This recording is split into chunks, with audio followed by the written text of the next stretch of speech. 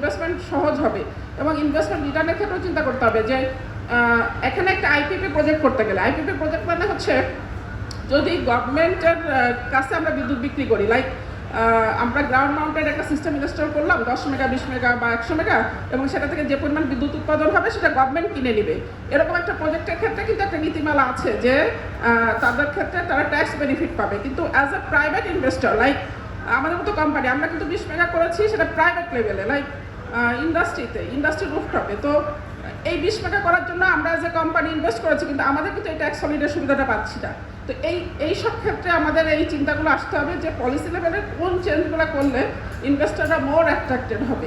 তো আমার বক্তব্য আমি এখানে শেষ করতে যাচ্ছি এবং আমরা আশা করছি যে রিনিউয়েবল এনার্জির যদি প্রসার ঘটে এবং রিনিউয়েবল এনার্জি যদি আমরা পরিপূর্ণভাবে প্ল্যানিং করে আগাতে পারি তাহলে পরে কিন্তু আমাদের যে পরিবেশের যে ইম্প্যাক্ট এটা কিন্তু ইভেনচুয়ালি আসবেই। কারণ আমাদের ফসিল ফুয়েল বেস যে বিদ্যুৎ উৎপাদন সেখানে কথা আছে যে এখন মানে বাংলাদেশের রেসপেক্টে গ্রিডের 1 ইউনিট যদি আমি বিদ্যুৎ উৎপাদন করতে যে পরিমাণ কার্বন নিঃসরণ করতেছি সেটা হচ্ছে 0.68 কেজি।